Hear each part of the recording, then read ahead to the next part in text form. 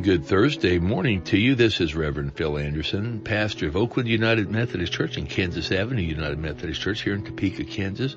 Hope you're having a good week wherever you might be listening to this. It is now Thursday, February 9th, 2023. We're continuing our fresh bread discussions this week. We're shortening them down just a little as we're going to read through the book of James, and we're going to not really make a lot of comments. We'll do a little bit of that on Saturday, so make sure you're with us on Saturday for the weekend edition.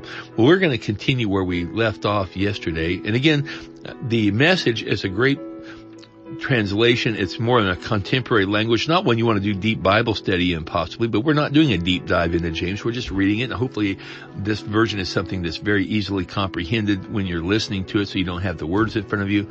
The one thing that the Message doesn't have are the chapter and verse designations. It does have chapters designated, but no verses.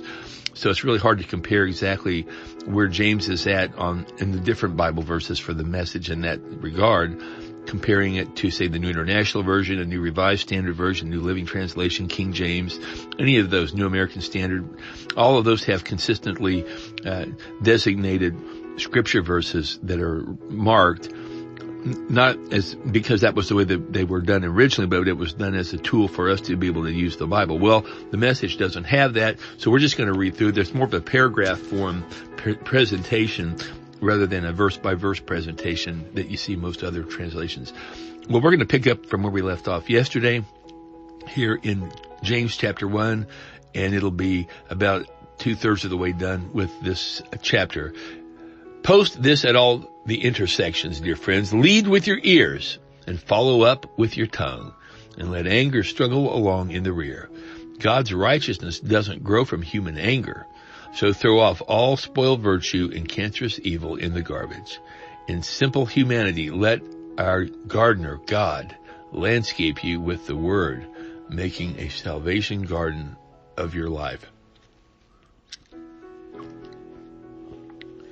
Continuing on, it says, don't fool yourself into thinking that you are a listener when you are anything but letting the word go in one ear and out the other. Act on what you hear.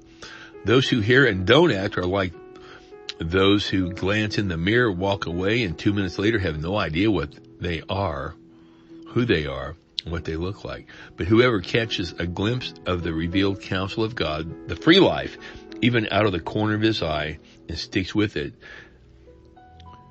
is no distracted scatterbrain, but a man or woman of action. That person will find delight and affirmation in the action.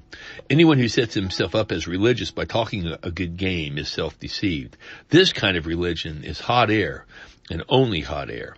Real religion, the kind that passes muster before God, the Father, is this: reach out to the homeless and the loveless in their plight, and guard against corruption from the godless world. Well, we'll end there today. We'll come back tomorrow for Friday's edition of Fresh Bread. We'll continue on. We'll talk a little bit more about all this on Saturday. Until then, God bless you. Have a great Thursday.